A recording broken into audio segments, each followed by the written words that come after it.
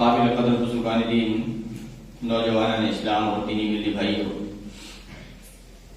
گزشتہ خطبہ جمعہ میں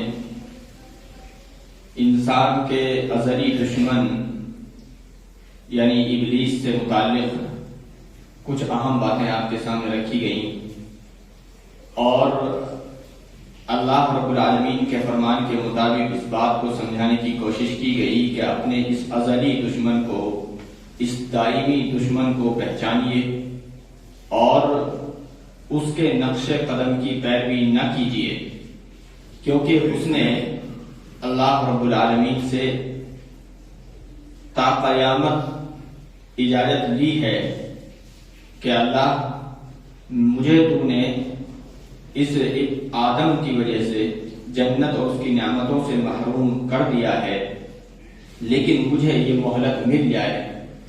کہ میں جس کی وجہ سے جنت سے محروم کیا جا رہا ہوں،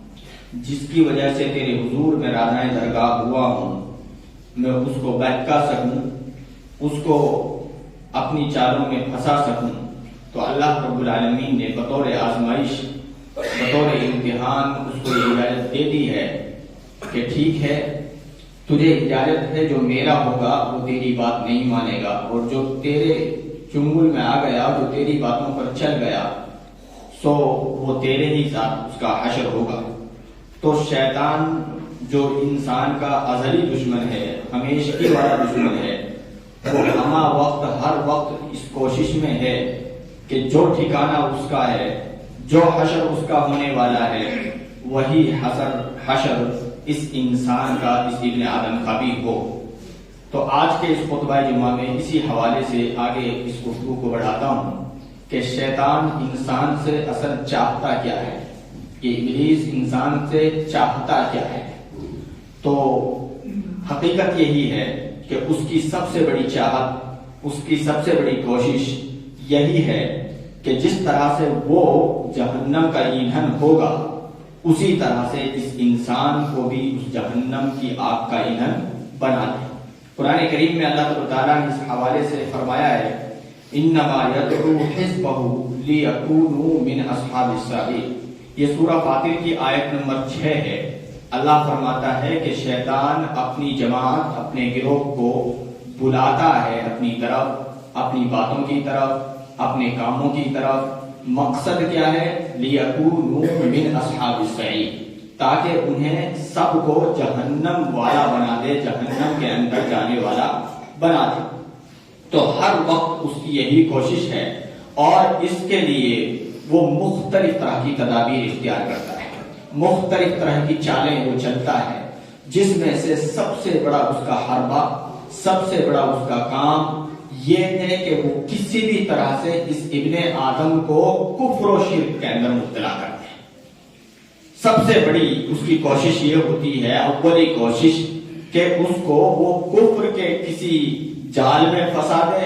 شرک کے کسی راستے پر اسے لگا دے۔ کیوں؟ اس لیے کہ کفر و شرک میں اگر اس نے کسی کو لگا دیا تو وہ اچھے سے اس بات کو جانتا ہے کہ اب وہ کتنی نمازیں پڑھ لے، کتنے روزے رکھ لے، کتنے ذکر و اذکار کر لے، کتنے خیر و خیرات کے کام کر لے، اب اس کا اسے کوئی فائدہ ملنے والا نہیں ہے۔ کیونکہ یہ بات بہت کلیئر ہے، ہم اور آپ اچھی طریقے سے جان لیں اس بات کو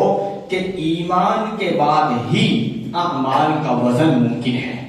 اگر ایمان نہیں، جو شرک اور کفر کے بالمقابل ہے، ایمان جہاں ہوگا وہاں کفر نہیں ہوگا، وہاں شرک نہیں ہوگا، اور جہاں کفر اور شرک ہوگا وہاں ایمان نہیں ہوگا۔ بالکل آگ اور پانی کی سی مثال ان دونوں کی ہے۔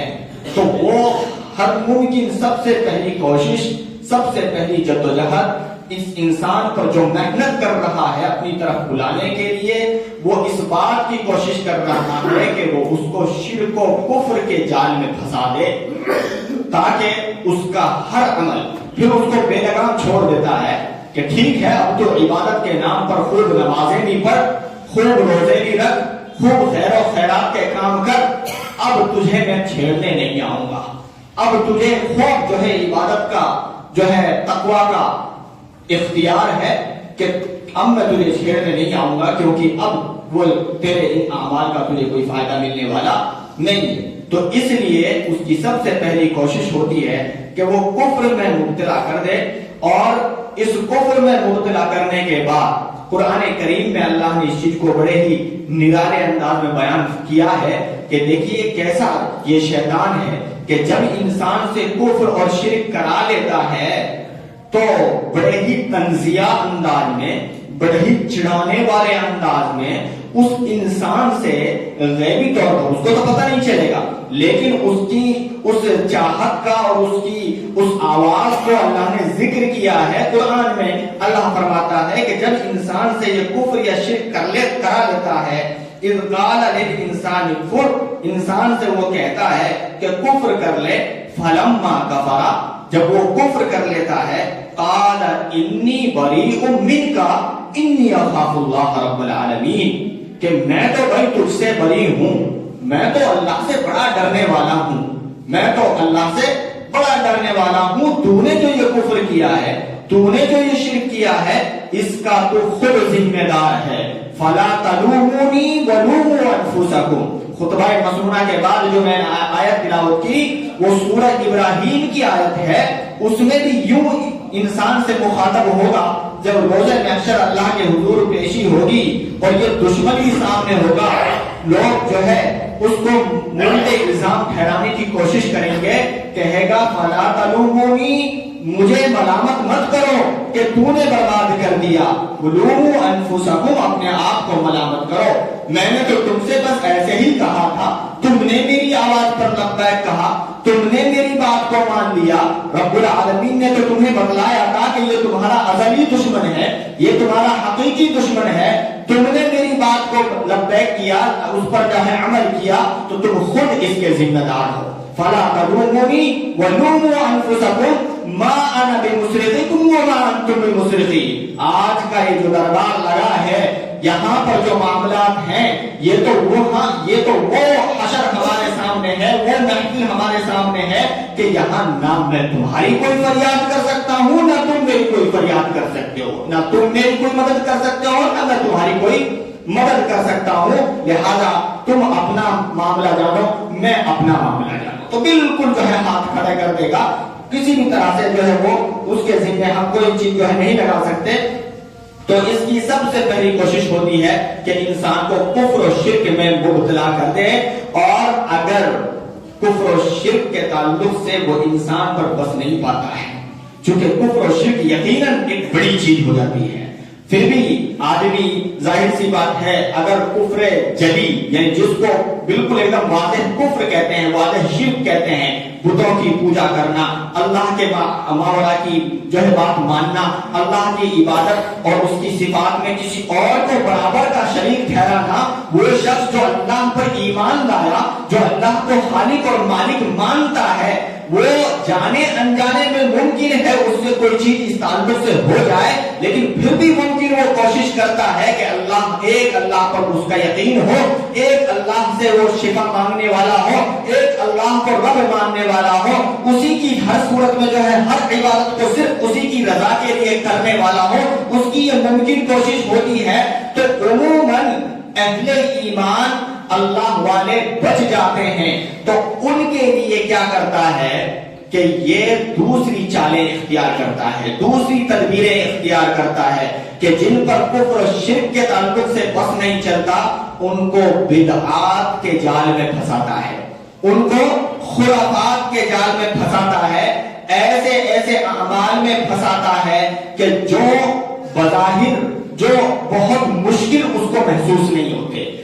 دین سمجھ کر کے، عبادت سمجھ کر کے ان کو یہ جو ہے قبول کر لیتا ہے کہ یار اس میں کیا حرج ہے، تو نماز ہی تو ہے، اس میں کیا حرج ہے، دعا ہی تو مانگنا ہے، اس میں کیا حرج ہے، تسبیح ہی تو ہے، ذکر ہی تو ہے. وہ اچھا کام سمجھ کر کے اس کو اختیار کر لیتا ہے. یہ تو اچھی بات ہے کہ ہم قبرستان جائیں، اپنے جو ہے لوگوں کو یاد کریں، اپنے بزرگوں کو یاد رکھیں، ان کی قبر کو ذرا پختہ بنا لیں، نبی کے نام پر کوئی محفل جما لیں، ان کا دن منا لیں. تو اس طرح طرح کی چیزوں کے اندر اس کو مبتلا کرتا ہے کہ جن کو وہ بڑے شوق کے ساتھ بڑی رغبت کے ساتھ جو ہے انجام دیتا ہے، حالانکہ شریعت سے دین سے اس کا کوئی ثبوت نہیں ہوتا، جو بدعت کے زمرے میں آتا ہے کہ جس کے حوالے سے بھی اللہ کے رسول صلی اللہ علیہ وسلم نے اپنی امت کو ہمیشہ خبردار کیا، کل محدثۃ بدعہ کہہ کر کے کہ اے میرے امتیوں جان لو کہ ہر نئی چیز دین کے اندر بدعت ہے، اور ہر بدعت گمراہی ہے، اور ہر گمراہی کا انجام بالآخر جہنم ہے، لہذا تمہیں ہر بدعت سے بھی بچنا ہے، دین کے اندر وہی عمل کرنا ہے، اسی شکل میں کرنا ہے جو شکل میں میں نے تمہیں کر کے بتلایا ہے، اور جسے کا کرنے کا جو ہے تمہیں میں نے حکم کیا ہے۔ اگر تم نے اپنی طرف سے کوئی عبادت سمجھ کر کے بھی کسی چیز کو انجام دیا ہے اور میرا طریقہ کار اس پر نہیں ہے، میرا حکم اس پر نہیں ہے، تو وہ بدعت ہے جو سراپا گمراہی کا نام ہے۔ ابھی ہمارے سامنے شعبان کا یہ مسئلہ ہے، شعبان کی یقیناً فضیلتیں ہیں، خاص کر کے اس مہینے کے حوالے سے روزہ سے متعلق اللہ کے رسول صلی اللہ علیہ وسلم کی کئی ایک حدیثوں سے ثابت ہے کہ آپ صلی اللہ علیہ وسلم اس مہینے کے اندر بکثرت روزہ رکھا کرتے تھے۔ چنانچہ ایک حدیث سماعت کر لیں، اس حوالے سے اللہ کے رسول صلی اللہ علیہ وسلم فرماتے ہیں، عن عائشہ رضی اللہ عنہا قالت كان رسول الله صلى الله عليه وسلم يصوم حتى نقول لا يفطر ويفطر حتى نقول لا يصوم۔ ہم عائشہ رضی اللہ عنہ بیان کرتی ہیں کہ اللہ کے رسول صلی اللہ علیہ وسلم جو ہے آپ صلی اللہ علیہ وسلم جب روزہ رکھتے تھے تو ہم یہ سمجھتے کہ آپ افطار نہیں کریں گے، یعنی کنٹینیو رکھتے تھے، مسلسل رکھتے تھے، اور جب چھوڑتے تھے تو ہمیں یہ احساس ہونے لگتا کہ آپ روزہ نہیں رکھیں گے، یعنی خوب گویا چھوڑتے تھے تو کئی دن چھوڑ دیتے تھے، رکھتے تھے تو کئی دن جو ہے رکھتے تھے۔ اللہ کے رسول صلی اللہ علیہ وسلم کی بابت آگے فرماتی ہیں، فَمَا رَأَيْتُ اسْتَكْمَلَ صِيَامَ شَهْرٍ إِلَّا رمضان، پورے مہینے کے روزے محض آپ صلی اللہ علیہ وسلم رمضان کے رکھا کرتے تھے، لیکن رمضان کے علاوہ جس مہینے میں سب سے زیادہ روزہ رکھا کرتے تھے تو شعبان کے اندر رکھا کرتے تھے، شعبان کے اندر رکھا کرتے تھے۔ وَمَا رَأَيْتُهُ أَكْثَرَ صِيَامًا مِنْهُ فِي شَعْبَانَ، کہ میں نے آپ صلی اللہ علیہ وسلم کو سب سے زیادہ رمضان کے علاوہ جس مہینے میں روزے رکھتے دیکھا تو آپ صلی اللہ علیہ وسلم کو شعبان کے اندر رکھا کرتے تھے۔ تو یقیناً یہ حدیث صحیح بخاری کی روایت ہے، اور کئی ایک اور بھی دیگر روایات ہیں جن سے اس بات کا ثبوت ملتا ہے کہ شعبان کے مہینے میں مجموعی طور پر یعنی گویا اس مہینے کی فضیلت ثابت ہوتی ہے کہ آپ صلی اللہ علیہ وسلم اس مہینے میں کثرت کے ساتھ روزہ رکھا کرتے تھے۔ کیوں رکھتے تھے؟ اس کی بھی وجہ ایک حدیث میں آئی ہوئی ہے، چنانچہ اسامہ ابن زید رضی اللہ تعالیٰ عنہ بیان کرتے ہیں کہ میں نے ایک مرتبہ اللہ کے رسول صلی اللہ علیہ وسلم سے وجہ دریافت کی کہ یا رسول اللہ صلی اللہ علیہ وسلم، آپ اس مہینے میں کثرت کے ساتھ جو روزہ رکھتے ہیں اس کی وجہ کیا ہے؟ تو آپ صلی اللہ علیہ وسلم نے فرمایا کہ ذالک شہر یغفل الناس عنہ بین رجب و رمضان، کہ یہ وہ مہینہ ہے جو رجب اور رمضان کے بیچ آتا ہے۔ اصل میں رجب یہ وہ مہینہ ہے جو احترام والا مہینہ ہے، مقدس مہینہ ہے، جو 4 سال کے اندر محترم مہینے ہیں، ان میں سے ایک رجب ہے، اور رمضان تو ظاہر سی بات ہے ہی عبادت کا مہینہ، اللہ کی رضا کا مہینہ، تو ان کے بیچ میں یہ مہینہ آ جاتا ہے، لہذا شعبان سے لوگ غافل ہو جاتے ہیں، شعبان سے لوگ جو ہے شعبان کو ہلکے میں لیتے ہیں، حالانکہ یہ وہ مہینہ ہے فرمایا ترفع فیہ الاعمال الی رب العالمین، جس میں بندوں کے اعمال اللہ کے حضور پیش ہوتے ہیں۔ ذرا دھیان دیجیے گا اس بات پر خاص کر کے کہ جو 15 شعبان کو لوگ اعمال کرتے ہیں، یہ پورے رمضان کی بات آ رہی ہے کہ پورے رمضان کی فضیلت ثابت ہو رہی ہے، 15 شعبان کی نہیں۔ تو اللہ کے رسول صلی اللہ علیہ وسلم فرماتے ہیں کہ یہ وہ مہینہ ہے جس میں بندوں کے اعمال رب العالمین کے حضور پیش ہوتے ہیں۔ فَأُحِبُّ أَن يُرْفَعَ عَمَلِي وَأَنَا صَائِمٌ، تو میں یہ پسند کرتا ہوں کہ میرے اعمال جب اللہ کے حضور پیش ہو تو میں روزے دار ہوں، یعنی اس لیے میں کثرت کے ساتھ اس مہینے میں روزہ رکھتا ہوں۔ تو یہ حدیث ہے جو بالکل صحیح سند سے ثابت ہے اللہ کے رسول صلی اللہ علیہ وسلم کی. باقی اس کے علاوہ کوئی اور ایسی حدیث نہیں ہے جس کی بنیاد پر ہم خاص کر کے 15 جو شعبان ہے یا 15 شعبان کی جو رات ہے اس کی کوئی فضیلت ہم خاص کر کے ثابت کر سکیں. پورے مہینے کی فضیلت ثابت ہوتی ہے یقینی طور سے، اور خاص کر کے روزہ سے متعلق، روزہ جو عبادت ہے، لیکن 15 شعبان اس کے دن کا روزہ رکھنا، رات کے اندر عبادت کرنا، مخصوص عبادت کرنا، قبرستان کی زیارت کرنا، چراغاں کرنا، وہاں پر جو ہے لائٹنگ کرنا، گروہ در گروہ جو ہے قبرستان کی زیارت کرنے کے لیے جانا، رات میں شب بیداری کرنا، یہ وہ سارے اعمال ہیں جو دلیل کے محتاج ہیں، قرآن و سنت سے ثابت ہونے کے محتاج ہیں. ہمارے سلف نے جو خاص کر کے اصحاب رسول صلی اللہ علیہ وسلم جنہوں نے براہ راست اس دین کو سیکھا نبی صلی اللہ علیہ وسلم سے، ان سے بھی اس بات کا کوئی ثبوت نہیں ملتا کہ انہوں نے کوئی ایسا عمل جو ہے انجام دیا ہو. ہاں نارملی آپ کی عادت ہے تلاوت قرآن کی، آپ یقیناً اس رات تلاوت کر سکتے ہیں. آپ کی عادت ہے تہجد پڑھنے کی، آپ تہجد پڑھ سکتے ہیں. بلکہ اگر آپ جو ہے جانتے ہیں رات میں اللہ کی کثرت کے ساتھ عبادت کرتے ہیں، آپ کیجئے. آپ روزہ رکھتے ہیں ایک دن چھوڑ کے دوسرے دن کا صوم داؤدی، تو آپ روزہ رکھ سکتے ہیں، کوئی حرج نہیں ہے. آپ ایام 20 کا روزہ رکھتے ہیں، اسی بیچ یہ دن پڑ جاتا ہے تو آپ روزہ رکھ سکتے ہیں. لیکن ٹارگٹ کر کے 15 شعبان کا روزہ رکھنا، 15 شعبان کی جو رات ہے اس کے اندر قیام کرنا، مخصوص عبادتوں کو انجام دینا، اس کی کوئی دلیل نہ اللہ کے رسول صلی اللہ علیہ وسلم سے ملتی ہے اور نہ ہی قرآن کریم سے ملتی ہے. اب دھوکہ کس سے ہوا ہے، کہاں سے اس بات کا؟ دراصل یقیناً کچھ روایات، ضعیف قسم کی روایات جن پر بالاتفاق محدثین نے ضعف کا حکم لگایا ہے، موضوع جنہیں قرار دیا ہے، من گھڑت جنہیں کہا ہے، ان کو یہ لوگ جو ہے پیش کرتے ہیں. جو لوگ بھی اس رات کے اندر اس طرح کے اعمال کے تعلق سے رغبت دلاتے ہیں یا اعمال کرتے ہیں، وہ ان ضعیف روایتوں سے سہارا لیتے ہیں اور ان کا ایک اصول بھی انہوں نے قائم کر رکھا ہے کہ فضیلت کے باب میں وہ اعمال، وہ عبادتیں جن عبادتوں کی طرف لوگوں کو ابھارا جا سکے، اچھے کام کی طرف ابھارا جا سکے، تو ایسی اگر کوئی ضعیف روایت سے بھی ہمیں کوئی بات ملتی ہے تو اس حدیث کو پیش کیا جا سکتا ہے. حالانکہ شریعت میں ایسا کوئی اصول نہیں ہے میرے بھائیوں کہ ضعیف کا مطلب تو یہ محدثین نے کام ہی اس لیے کیا، محنتیں ہی اس لیے کی اس تعلق سے کہ ضعیف کو جو الگ کیا، موضوع روایتوں کو، من گھڑت روایتوں کو جو الگ کیا، صحیح روایتوں کو جو الگ کیا، کیونکہ وہ روایتیں جن پر ضعف کا حکم لگا، جن پر موضوع کا حکم لگا، منکر کا حکم لگا، دراصل لوگوں نے عربی میں عبارتیں بنا کر کے اللہ کے رسول صلی اللہ علیہ وسلم کی طرف ان کی نسبت کر دی تھی. محدثین نے بڑی جانفشانی کے ساتھ، محنت شاقہ کے ساتھ، جو ہے بڑی کوششوں کے ساتھ دودھ بالکل اس کو جو ہے چھنی میں چھانا اور دودھ کا دودھ اور پانی کا پانی جو ہے انہوں نے کر دکھلایا تاکہ کسی امتیوں میں سے کسی کو یہ دھوکہ نہ لگے کہ یہ نبی صلی اللہ علیہ وسلم کی حدیث ہے اور دین محفوظ اور معمول رہے، تاکہ کسی بھی طرح سے عبادت کے نام پر بھی کوئی چیز جو ہے غیر شریعت ہے وہ شریعت نہ بننے پائے، اسلام میں وہ چیز جو ہے داخل نہ ہونے پائے. اس حوالے سے ایک روایت جو ہے پیش کی جاتی ہے جس کے الفاظ ہیں، لمبی روایت ہے لیکن اس کا ایک خاص ٹکڑا، قوموا لیلہا وصوموا نہارہا، کہ جب 15 شعبان آئے تو 15 شعبان کے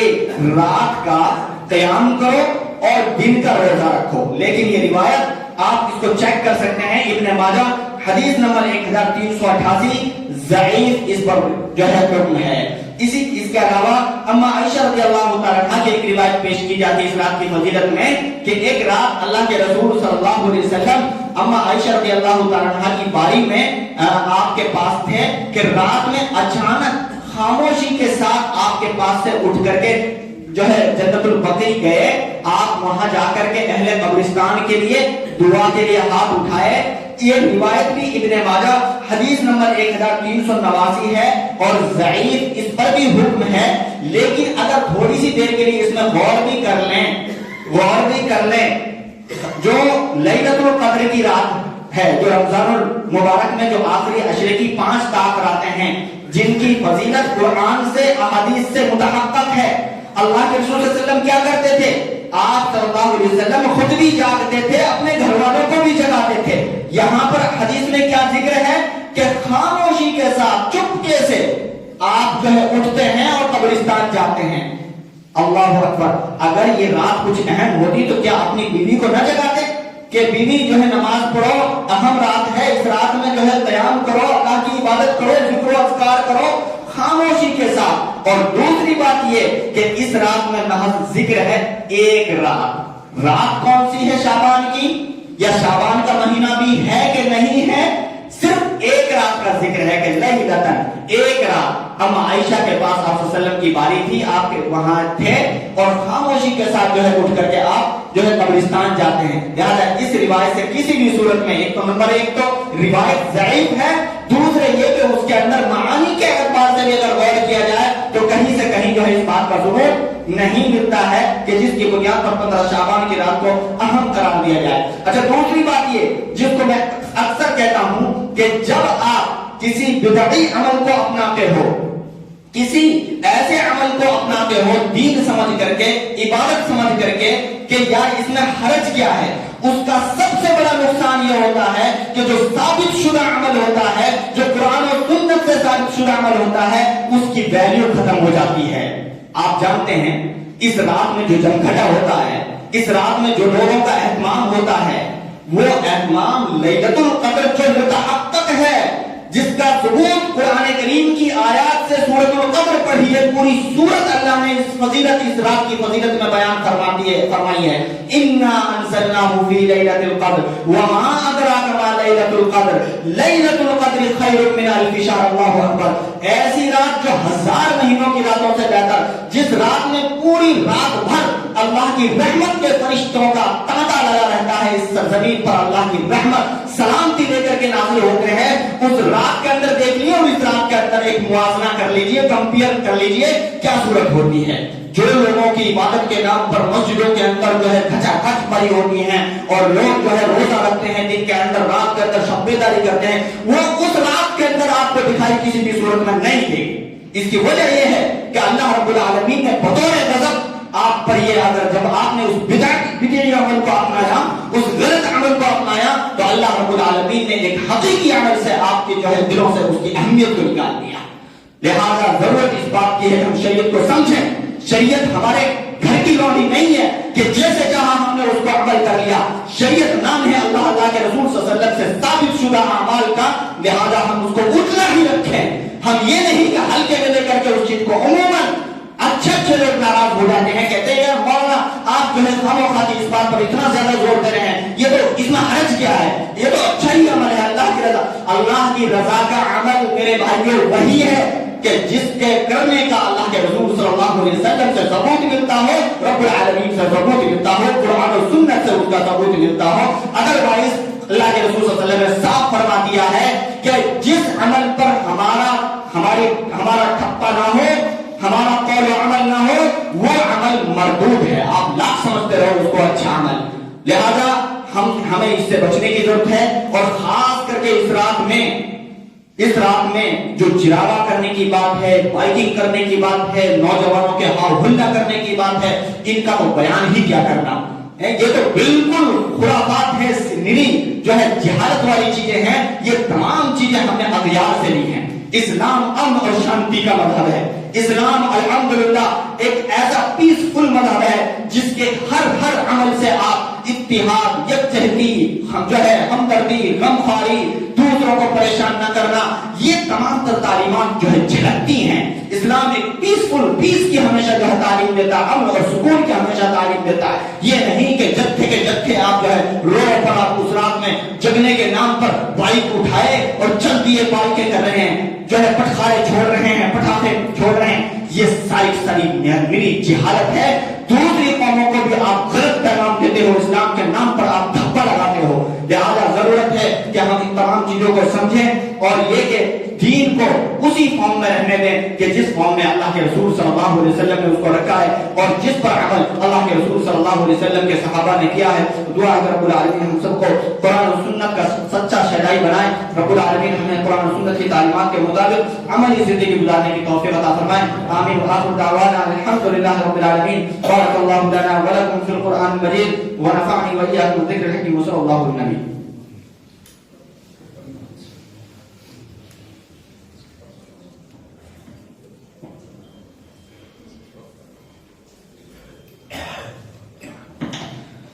الحمد لله نحمده ونستعينه ونستغفره ونؤمن به ونتوكل عليه